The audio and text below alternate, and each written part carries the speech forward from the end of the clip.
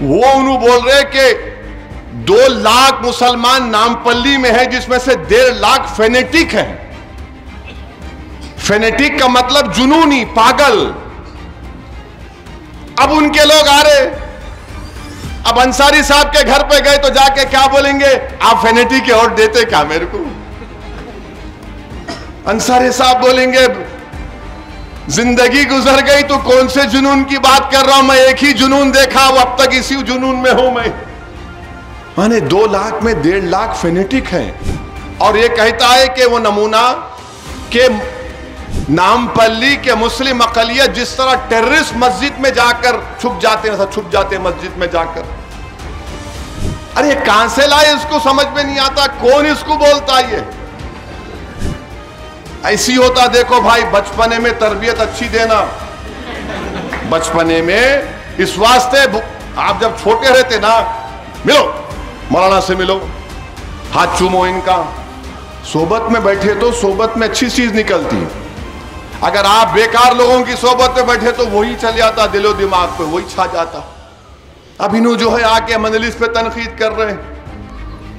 अरे क्या क्या माने अजीब और गरीब। इनके पास ना कोई प्रोग्राम, ना कोई प्लान। 3 इलेक्शन हार गए, मगर फेनेटिक्स की वजह से हारे।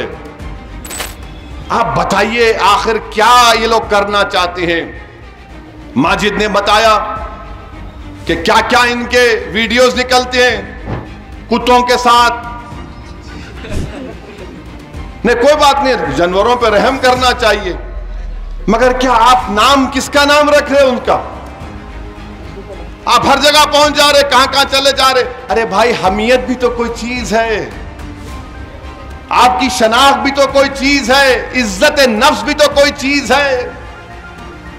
इलेक्शन सब कुछ नहीं हो सकता मेरे लिए। मैं अपनी हमियत को इलेक्शन जीतने के लिए कुर्बान ना किया, ना कभी करूंगा। मैं अपनी शनाख्त को खत्म करने के लिए कभी तैयार था, ना कभी रहूंगा इलेक्शन के लिए। अरे कुछ तो गीरत बाकी रखो, मुकाबला करो मजलिस से, मगर तुम क्या मिसाल बनना चाहते हो? तो इसलिए आपसे कह रहा हूं कि अगर कोई ये जो अपने आप को इलेक्शन लड़ने के लिए आता है, वो अपनी जहनियत का इजहार कर रहा है अपने वीडियोस और अपनी हरकतों से। तो ये इलेक्शन सिर्फ नामपल्ली का नहीं है, अपने आने वाली नस्लों को बचाना है। असदुद्दीन ओवैसी कोई फरिश्ता नहीं है, मगर कम से कम जब मैं मासूम 14-15 साल के बच्चों को मिलता हूं तो बच्चे मिलके बोलते हैं, अंकल, जो मुझे सख्त नफरत है को अंकल बोले तो, क्योंकि मैं और अंसारी साहब आर ऑलवेज यंग।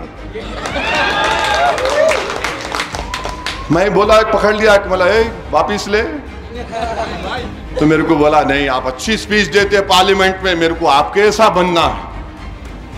कोई बच्चा मिलके बोलता, बेटी मिलके बोलती, अभी आज ही के दिन उनके ससुराल वाले मुंबई के बोले, असद साहब, भिवंडी बैकुल्ला में आपके मेरे पूरा ससुराल आपकी तकरीर को सुनता, और अल्लाह करे कि हम आपके से और लोग हमारे को चाहिए। मैंने कहा आमीन, मेरे से अच्छा।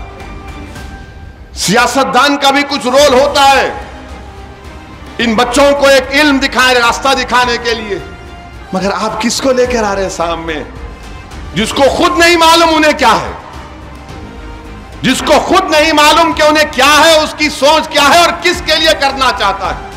इसके बरक्स मजलिस आप जानते हैं क्या है।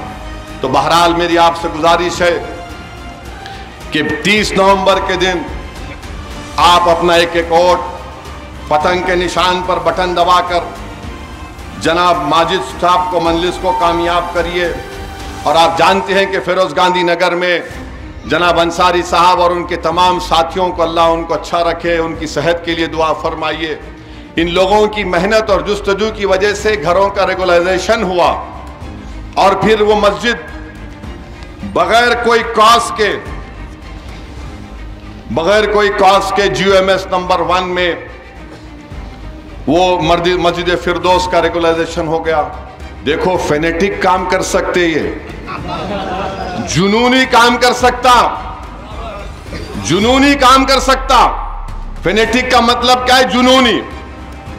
ज्यादा डेढ़ होशियार रहा तो कुछ नहीं कर सकता उन्हें बोलता कुलाटी मार दो, जहां दिखा डाइव। जुनूनी को मंजिल मिलती, डेढ़ होशियार को नहीं मिलती। आप जुनूनी को बोले देख मियां यहां से चल के दिल्ली जाना है, उन्हें बोला कब जाना है, बोल अभी निकलता हूं मैं। डेढ़ होशियार को बोले तो बोलता पहले एक दो डाइव मार लेता हूं, सोचता हूं फिर। ये डाइव मारने वालों से बच्चों, आप कुलाटी मास्टर है ये।